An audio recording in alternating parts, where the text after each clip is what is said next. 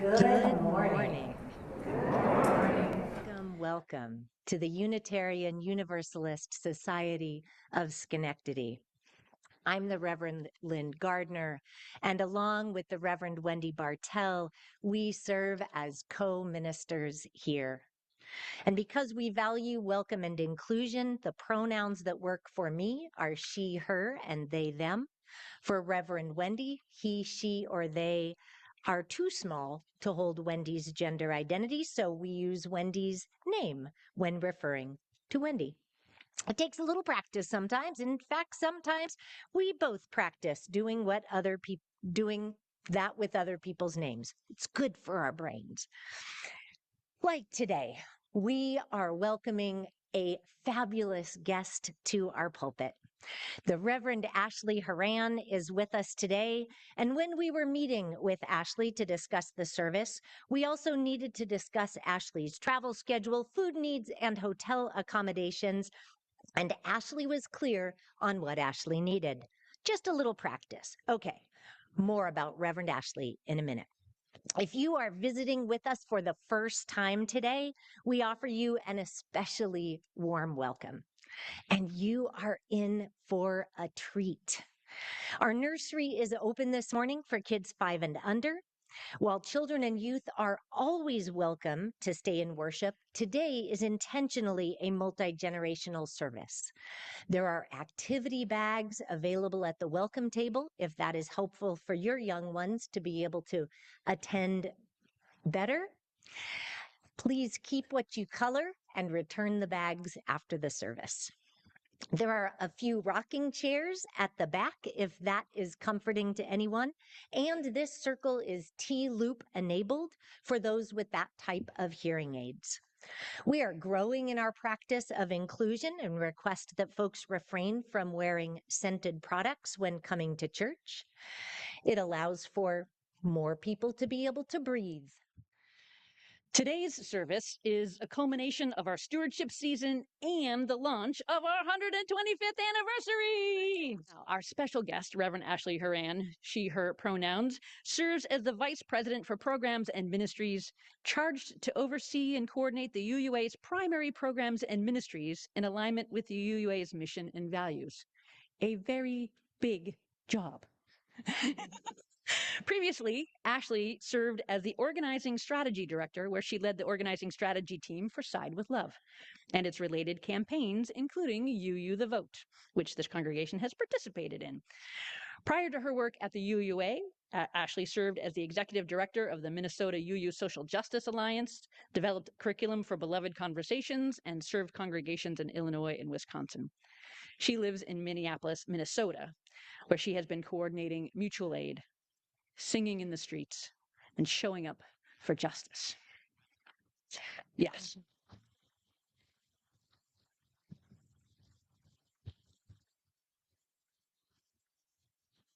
She lives with her fabulous partner, Reverend Karen Hutt, and their 2 youngest children, Aspen and Eden. And Reverend Ashley is amazingly skilled, dedicated, creative, fierce, and fabulous. And we are delighted to welcome her to UUSS this morning. And now, let us receive the gift that is our next breath. And maybe when we breathe in some peace. And when we breathe out some love. Let us hold on, dig deep, rise up, and worship together.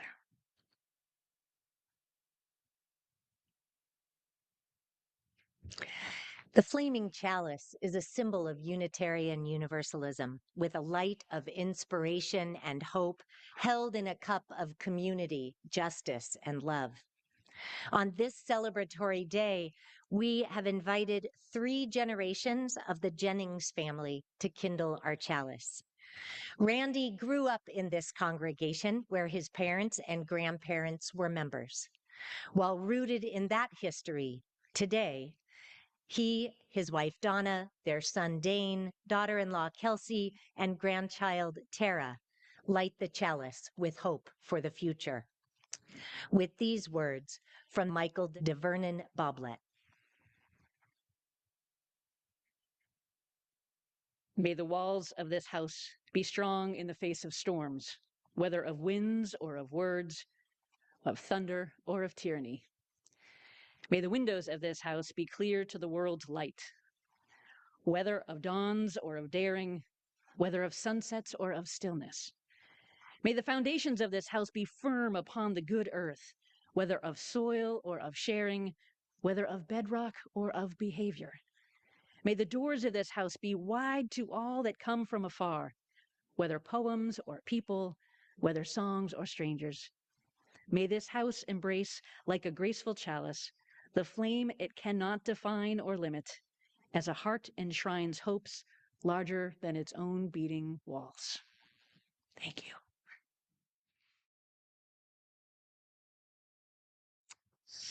Before there were Sunday worship services and classes for religious education, before there was a piano or a choir or a building in which to gather, there were people.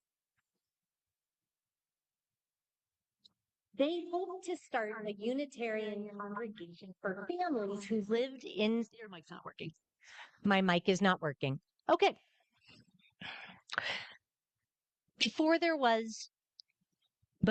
Sunday worship services and classes for religious education, before there was a choir or a piano or a building in which to gather, there were people with an idea. They hoped to start a Unitarian congregation here in Schenectady for families who lived in town and nearby.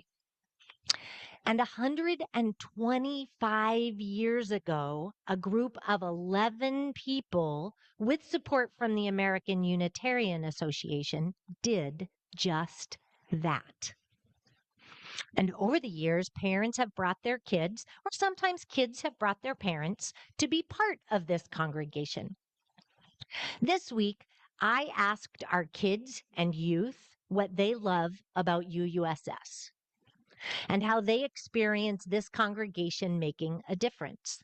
I also had a few conversations with some longtime members about what mattered to them when they were younger and growing up here. And Reverend Wendy is going to help me share what folks said.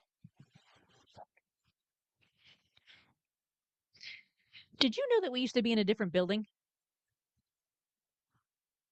Yeah, so you didn't, no, don't think so. Yeah, we used to be in a different building right down the street at the corner of Union and Wendell in a different building. Several of our older adults, including Nancy Bogdanowitz, where are you, Nancy? Waving back there, grew up in that congregation, in this congregation, in that building, first attended religious education. The chapel was called All Souls. And she recalled that her grandfather, Bruce Miller, taught in religious education.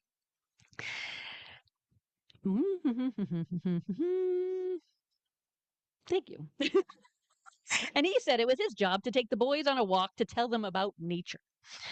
When Nancy's parents, who also grew up in this congregation, were young, and then when Nancy was in elementary school, children weren't welcome in worship, except at Christmas and Easter. We've learned since then. Her religious education classes were always science-based, and while she enjoyed learning about science, when friends at school asked what Unitarians believed, she didn't have an answer. So later, thanks to a religious education or RE teacher named Walter Harvey, Nancy learned stories about Jesus and other spiritual teachers. And like some other longtime members of the congregation, including Paula and George Shaw, Nancy participated in the youth group, which was called the Steinmetz Club. When Nancy came home from college and attended worship, there were members at a table collecting signatures to get a right for abortion. I keep losing my page because we're never this low. So we're not sitting down here. To pass an abortion bill in New York. And she was proud that her congregation was making a difference. Later in the 1980s, when Nancy became the director of religious education and classes met in Waters House, so get that, she was in religious education. Later in the 80s, when she became director of religious education, classes met in Waters House, and she made sure that RE classes included learning about religion, theology, nature, and science. Randy Jennings, whose family helped light the chalice, also grew up in this congregation, and his family had a farm, and they often needed to work on Sundays. He said for him, there was a mystical quality about being at church. He and his family came for weddings, community dinners, and celebrations of life. For him, church was where you'd go when special things happened.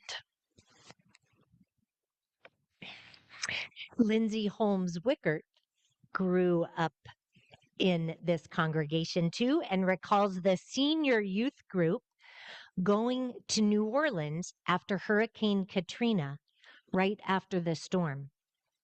It connected them as a group, especially because it was a multi-day road trip and they didn't have electronic devices.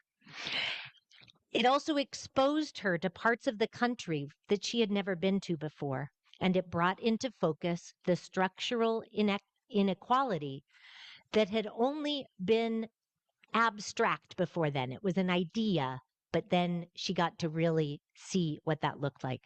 And that trip to New Orleans was one of the first times that Lindsay went anywhere new without her family. But she went with her youth group here. And since it happened right before college, it helped her to start her journey of independence, self-understanding, and confidence. And because we love connections, Randy Jennings was one of the adults on that trip. Yeah. Yeah. Yeah. In 2013, the congregation's members voted to change the name of the congregation to reflect the denominations that had merged together in 1961. And we became the Unitarian Universalist Society of Schenectady. UUSS, or US, is a pretty good acronym. Lindsay's daughter, Emily, likes all the holiday activities like decorating Christmas cookies and the egg hunt. And UUSS makes a difference for Emily because she gets to meet new people. And Emily's friend Sasha loves the activity bags for multi-generational Sundays and potlucks and game nights and RE classes with stories and hands-on activities. And we have folks connected to this congregation who are living far away right now. Many of them are on Zoom. And thanks to that magic that Zoom and the awesome tech deck does, people all over can stay in touch with this congregation as they travel or stay home to take care of themselves or others, or hanging out in the Adirondacks or in Ireland or Puerto Rico or Mexico or California or so lots of other places. Yes, right, exactly. Hello. Good to see you. The camera's actually back there. Yeah. Felix and Lila Winson have been attending worship online while their family is living in Mexico this year. We are missing you. And also so glad that your family gets to have this experience.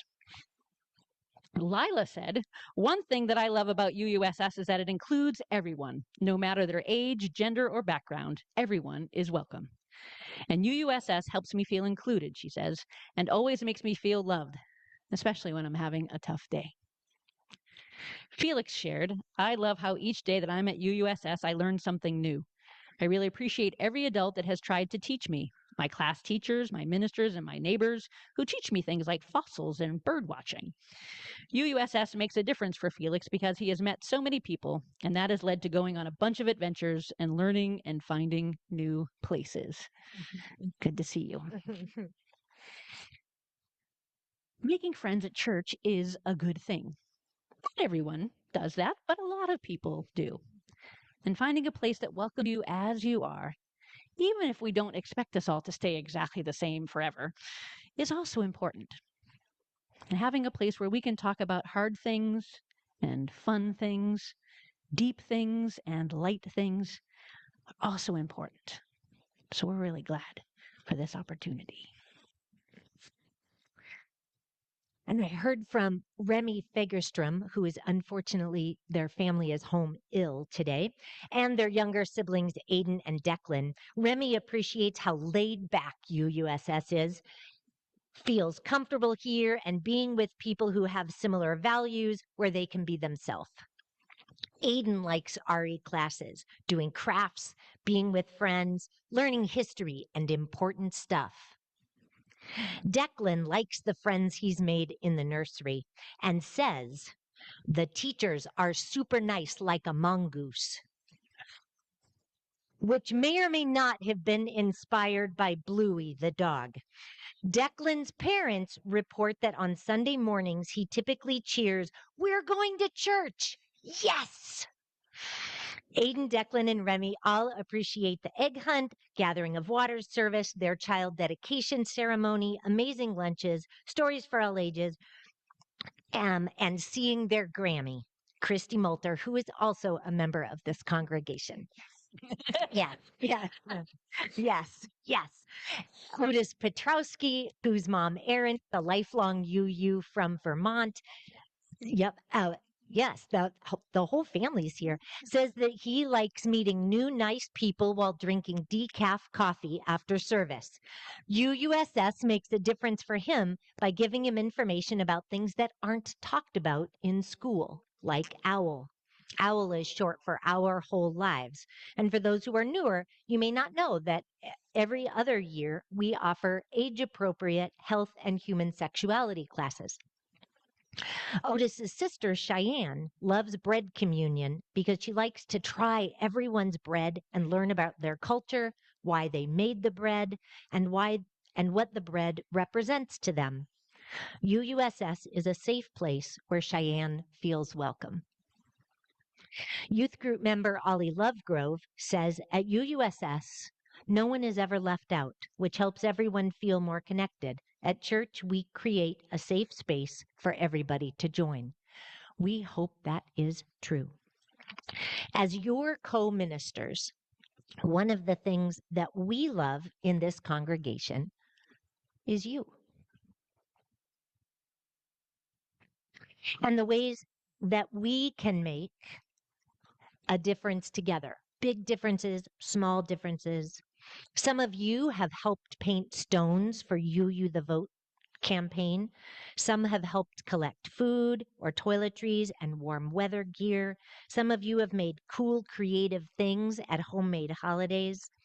And some of you practice listening and being kind and speaking up for what is just and fair.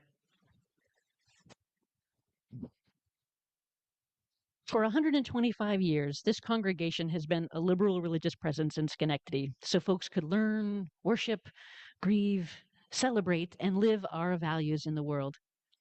We hope that we can keep love at the center so that everyone who wants to can experience a sense of belonging here, and then help create a sense of welcome and inclusion for everyone else here and beyond these walls. Today is a great day to do that. And so at the end of today's service, we're going to have a little dance party here as Otis gets his decaf, I guess. And Randy's going to play through the sound system one song per decade after Maria plays the postlude, which will get us started. We'll tell you more about that later. There's going to be a dance party in here. Now, the Winston Sanas and all the rest of you online, we hope you have a little dance party wherever you are, even if we can't quite broadcast the songs from here successfully. So that's just a heads up. You might have to provide your own music for that dance party. Wherever you are in the world, in this circle, we hope that, like Declan, you find people here who are nice like a mongoose. And that when you are heading here, that each of you can say, "We're going to UUSS. Yes." And as you make your way back to your seats, let us sing number 1010 in that teal hymnal supplement. We give thanks. We do give thanks for all of you. Thank you.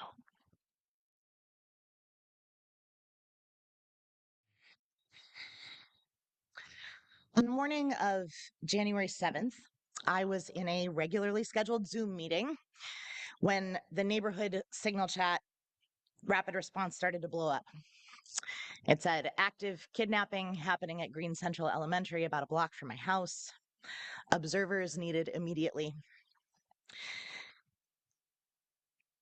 At that point, we were a month into Operation Metro Surge, the Trump administration's ICE crackdown in Minneapolis. And knowing that, I hung up the Zoom call very unceremoniously, and I threw on my coat, jumped in my old car, and then 3 unmarked SUVs flew past me at the end of my block. So I peeled out after them, went around the corner, they turned, went around again, and then one block over from my house, they screeched to a halt where I could see another 20 ICE vehicles already there, dozens of agents in full tactical gear with automatic weapons in their hands, and neighbors streaming out of their houses. As I started walking up the block with my camera going, as we had been trained to do, somebody said, "They just shot somebody. We don't know if they're alive or dead." The next several hours, as we learned that Renee Good had been murdered, will be seared in my memory forever. And just a block from my house, my neighbors and I stood there for most of the day, trying to understand what was happening and what was unfolding. Over the coming hours and days and weeks, the entire world turned its attention on our city, broadcasting the brutality of the 3,000 ICE agents who were indiscriminately arresting and harassing and disappearing thousands of our immigrant neighbors and the citizens resisting the occupation. The stories that came out of Minneapolis have ignited the country and the globe because they remind people that they don't need to be superheroes to play their part in building a different world. The everyday neighbors of Minneapolis, students, grandparents, teachers, business owners, organizers, fundraisers, childcare workers, my neighbors keep showing up in unrelenting but unremarkable ways that are creating something that is both incredibly ancient and wholly unprecedented. A community in which people, rooted in shared values of dignity and love and interdependence, incarnate the possibility of a liberated world, even in the face of the machinery of death. That's the sermon I have to preach as a resident of Minneapolis who is fiercely proud of my city. But you have invited me here today in my role as vice president of the Unitarian Universalist Association on this auspicious occasion of the 125th anniversary of the founding of this congregation. So, as someone who wears both of those hats and has the privilege of being in this pulpit this morning, I want you to know that that enticing, hopeful, life-giving thing that people see and taste and smell in those stories about Minneapolis, that is the same thing, the same glowing coal that burns at the heart of our Unitarian Universalist faith. I want you to hear me say that in the same way as the people of Minneapolis were somehow, against all odds, ready to meet the unimaginable moment that was thrown at us, I also believe that Unitarian Universalism is ready to meet this global, historical, spiritual moment, including, and perhaps particularly, this congregation. So I want to lift up 5 truths, lessons, calls that I have viscerally experienced living in Minneapolis these past few months, but that I also think define the challenge and the opportunity that lies before us as Unitarian Universalists right now. As you enter into this year of celebrating both what has been in the rich history of this congregation and look ahead to who you want to be and become, I want to invite you to hear these both as a charge and as a blessing for you in what lies ahead. The first is this: interdependence isn't a choice, it's a reality. Like any good Unitarian Universalist, I know our values, I like the little diagrams. I argue with this one, though, because I don't think it's a value. I think it's a fact. I know theoretically that we're all connected, but after more than 3 months of the federal occupation in Minneapolis, I can feel it in my bones. And I have seen it literally everywhere I have looked. Neighbors on every street corner with their whistles in minus 20-degree weather, watching for ice. Parents and teachers delivering computers to kids whose families were sheltering in place so that they could do online school. hyper-local mutual aid networks crowdsourcing menstrual products and car repairs and doula services for immigrant neighbors who couldn't leave their homes. When we are at our best, congregations are institutional incarnations of interdependence. We are predisposed to know what's happening in each other's lives for better and for worse. We care for folks who can't leave their homes. We invite every member to bring both their gifts and their vulnerabilities into community, knowing that they will be met with empathy and gratitude.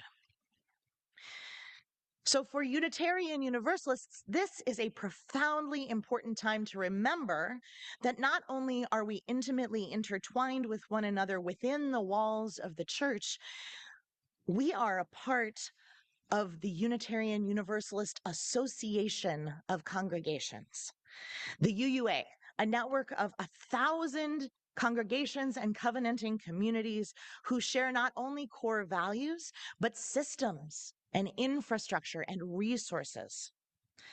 Just as this congregation exists so that its individual members can covenant to journey together and serve the world in ways that none of you could do on your own, so does the UUA embody and steward the covenant between and among our congregations, ensuring that no UU congregation is left to navigate today's challenges alone, and leveraging our collective power so that we are a force to be reckoned with in the world that so desperately needs us.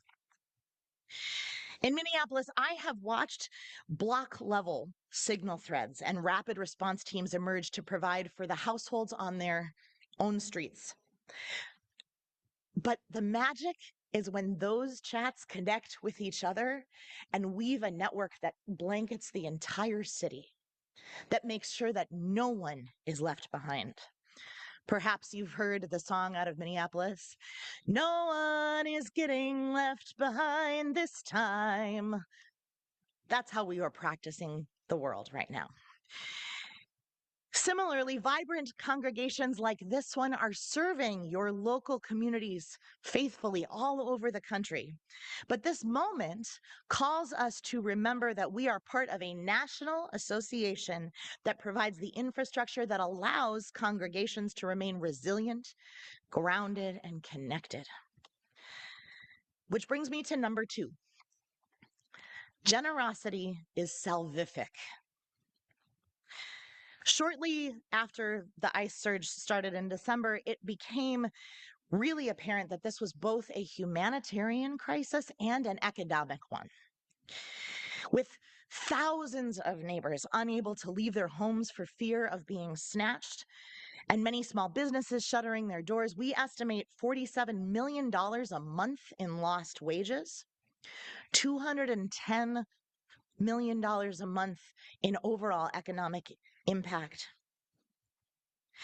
And it turns out that people still need money for rent and bills and groceries, even when they are being held hostage in their own homes.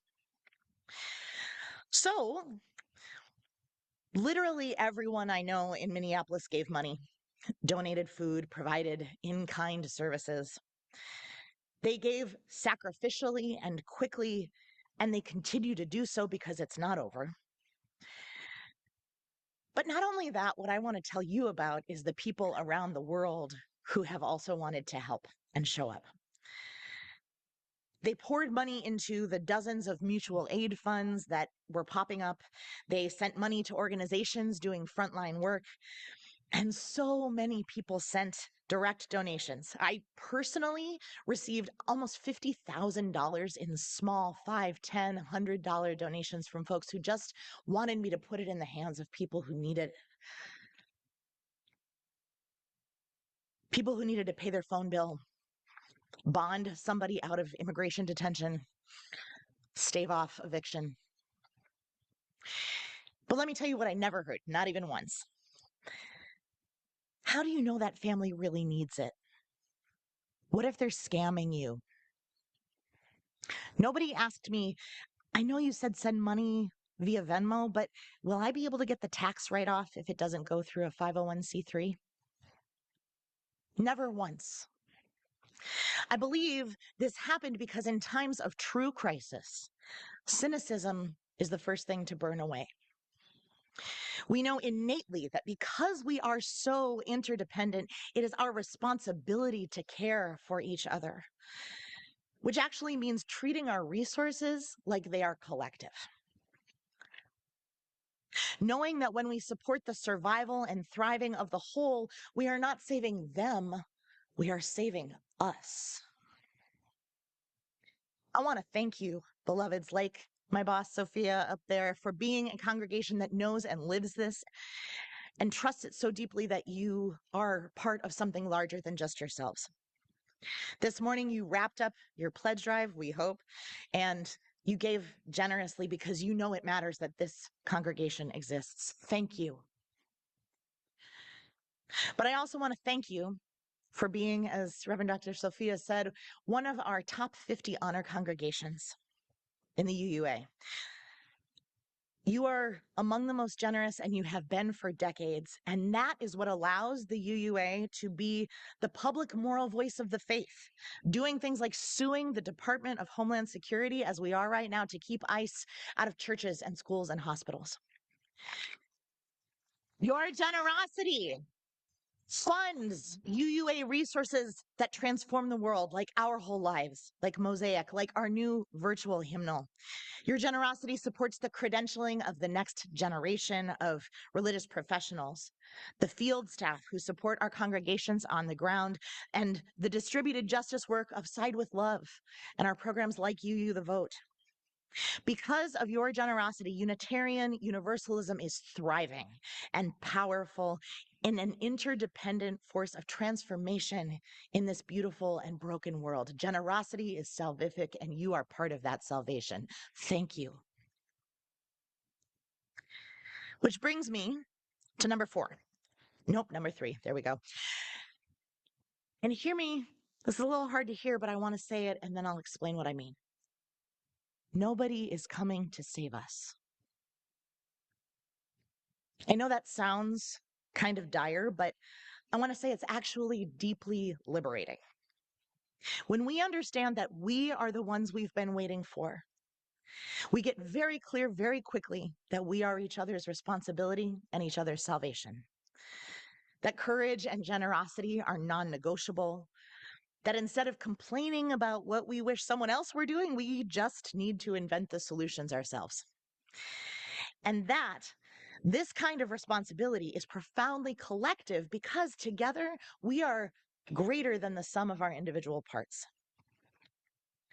In Minneapolis, let me tell you that our elected officials have been at best ineffective, at worst actively colluding with our federal occupiers, and they don't seem to feel a drop of shame about it. It would have been easy for us to throw up our hands and say, we have whistles, they have guns, because that's true. But instead, my neighbors put heads down. We created community safety patrols when the police sat by and let ICE terrorize our neighborhoods. We crowdfunded. We made house calls with doctors and social workers. We gave neighbor kids rides to school. My parents, who are in their 70s and have never been activists in their lives, delivered groceries to strangers whose language they did not speak, and they went to collect the car of a friend who had to abandon it at work when ICE came and raided her workplace. This belief in human agency, that we have power to shape the world, is at the core of Unitarian Universalism. We aren't waiting for an interventionist God to come and save us, because heaven and hell are right here on this earth, and we are the ones who create them. Our faith reminds us that each and every single one of us has a role to play, a gift to give, a contribution to make. And because of this, we are not powerless observers swept onward by the currents of history. We have the power to respond, to navigate, to chart our course. So knowing this, we get to number 4, which is knowing we have agency means that we must always be ready to adapt and evolve. As the neighbors of Minneapolis got more and more practiced at disrupting ICE and thwarting their kidnappings, the agents changed their tactics hour to hour. So on Monday, they'd be driving marked vehicles and wearing full tactical gear. And by Tuesday, they'd have pivoted to minivans with those little, people bumper stickers on the back with like fake family members on them. And they would be wearing plain clothes over their vests so that they could blend in. And in turn, hour by hour in these neighborhood signal chats, we would hear how their tactics had changed, and we would figure out a new way to throw sand in their gears however we could.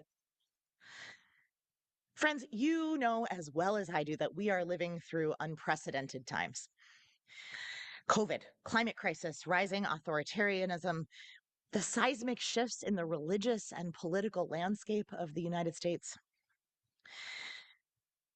All of this means that both our organizing and our congregational life is going to need to shift to meet this moment.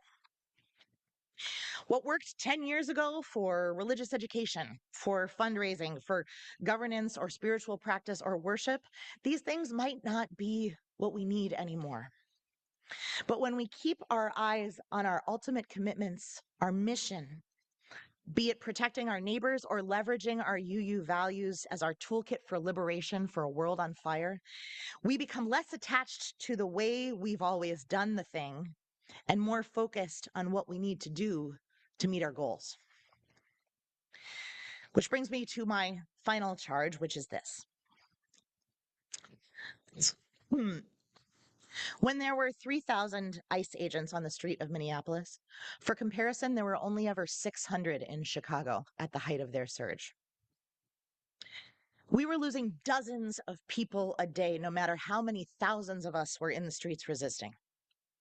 Neighbors snatched up in an instant, whisked away, and disappeared. But we were also stopping kidnappings. And every single one that we stopped was a human being whose family did not have to go looking for them and mourn their absence. Beloveds, even in the face of ongoing brutality and death and seemingly unending loss, every single victory matters. We have to celebrate them because joy is a survival strategy. But what about the losses? I think about UU the Vote, for example. I know that more than 120 of you, I think, in this congregation were involved in that work in the last cycle. And I'm profoundly grateful to you for that. But here, I would imagine, like across much of the country, those of us who had done that work were not only terrified by the results of the presidential election, we were profoundly disheartened and demoralized. What had all that work been for? Those letters and the phone banks and the voter registration drives and the door-to-door canvassing conversations. But let me tell you this. That work was the gateway for thousands of Unitarian Universalists into deeper work in defense of democracy that is continuing and building now when we need it even more. Maybe it was writing postcards in 2024, but in 2025, I saw those people at the No Kings protests. I saw those people offering housing to trans refugees. I saw those people tripling their giving to mutual aid and organizations on the front lines. Sometimes it is the losses that push us forward more than the wins. Our faith reminds us, in the words of 19th century Unitarian minister Theodore Parker, that the moral arc of the universe is long, but it bends toward justice. We are the inheritors of the legacy of that long lineage of souls who made possible the work of this moment. And all that we do here and now will enable our descendants to carry on bending that arc long after we are gone. Tragically, the response of Minneapolis in January 2026 was possible because of what we had learned in crucible moments following the state murders of George Floyd in 2020, Philando Castile in 2017, Jamar Clark in 2016. because of Standing Rock and our long fight against Line 3, because of the global pandemic that ravaged all of us. We don't keep showing up because we can save every life or because we will win every fight. We show up because our shared values compel us to keep going, and because doing so keeps us human. Each struggle, each time we live into our interdependence and courage and generosity matters profoundly. And even in the defeats and the loss, we are planting the seeds of liberation that will someday bloom and thrive, perhaps long after we are there to witness. Beloveds, it matters profoundly that this congregation has been seed planting for 125 years. And it matters just as profoundly that you are stewarding this congregation into the future so that we broadly as Unitarian Universalists can continue to show up and meet this moment. Thank you, my loves, for all that you have been, all that you are right now, and all that you have yet to become. May your journey be blessed. I am so proud to be on it with you. Blessed be. Ashe and Amen. A good word from Reverend Ashley for our benediction. Beloveds, may you know your interdependence and feel held in it. May you be saved again and again by your generosity of spirit, of resources, and of hope. May you feel the gift of your agency and wield your power with courage and wisdom. May you feel the unshakable heart of your faith and your mission to embody that in the world. And knowing that, be open to adaptation, evolution, joyful experimentation.